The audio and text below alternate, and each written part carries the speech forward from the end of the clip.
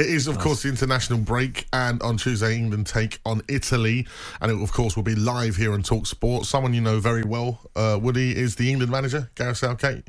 You even have a book out with him. Yeah. I won't plug the book because it's about 10 years old. To be honest, but speak to Gareth regularly. Obviously he's doing a great job in my opinion. Well, this is it. Sometimes on this station, especially, Gareth divides opinion in terms of, like, some people are very, frustrated with his pragmatic style. Of course, there's a lot of attacking flair in that England squad, and he's very sensible. He's a defender by nature, so he's always going to go into those games thinking like that.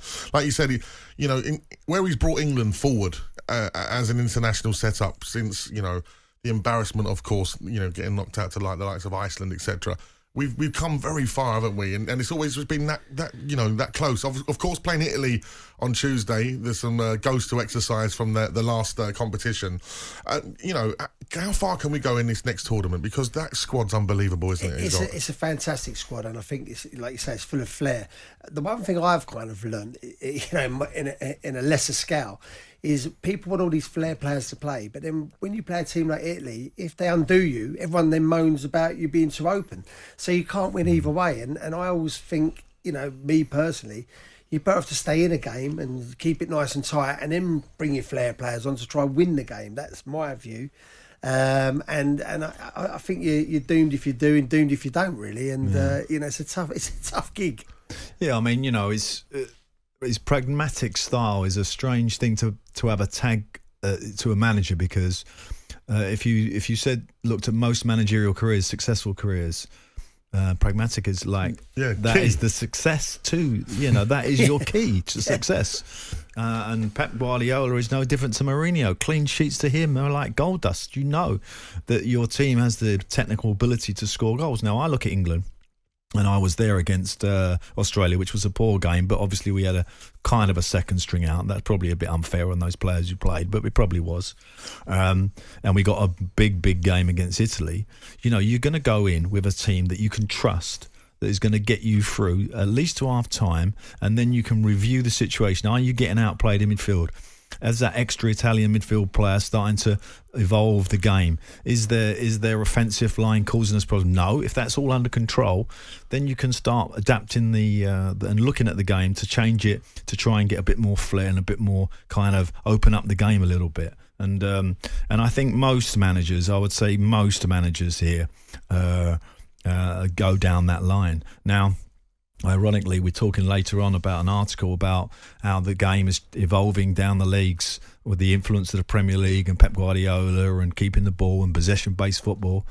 And you're even seeing it at your level, Woody, aren't you? It's not like I've seen a few of your games, and there's some great football played, and people don't appreciate that in non-league. Yeah. It's not kick and rush. It's not like trying to get into people. There's a lot of really good football played. Yeah, and there's a lot of young managers that have come through the academy system now that have got jobs, and they're playing this sort of way that they've come through the academy system. I was saying before off air, we played Gateshead the other week, and they had 700 passes against us, and we was the home team. 700. And we had 151. So you can imagine, our crowd are getting frustrated. Yeah. We won the game 3-1, mind you. And I will make that statement because that's the way we play. Pragmatic style, Woody. Pragmatic, yeah. Well but you hear so many people say, "Oh, they play great football," and they do play great football. But it's like, what do you want to do? You want to have winning football as well, surely. Yeah. And this is the dilemma when you're in League One and League Two, that overplaying with players who perhaps not as technically gifted as Premier League players, of course, and pitches that are not as the same standard, that you're gonna you put your ball at risk. And I personally see too many teams, and I'm seeing it at the bottom of the Premier League at the moment, overplaying risk football. I don't call it like a good possession-based football. I call it risk football, and there's a difference, and that's the balance these young managers have to get. Absolutely. I just had a message in on 1089. It says, please ask Andy about clay pigeon shooting. I've been there today. That's got to be for me clay pigeon shooting friends. I've just taken up pigeon shooting friends. Yeah, I don't know what you call them. What's the technical name? You've changed, Woody. Yeah. Do you know what? You sold Gucci tracksuits out of a van. I know. I've taken up clay pigeon shooting. I wanted a hobby, and I haven't got time to play golf because, you don't as a manager. Oh, you work so hard. Yeah, to be fair. Non-stop at games all the time, as you know.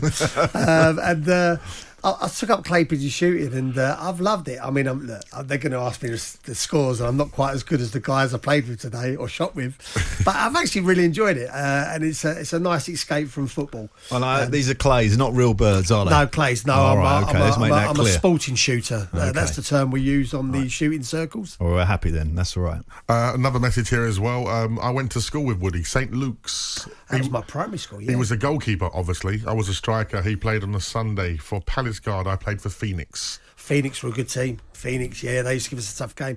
Yeah, Palace Guard, yeah, I used to play for them as well. That was like my under 10 days, and St Luke's was my school in West Norwood near Brixton. See, everyone's popping up now. All the stories that come out about Woody. I'm getting nervous every time you read. I know Woody asking this. I think, oh no. Taxi for Woody, please, Ross. People are going to be asking for the returns on the old Gucci tracksuits from the van in a minute.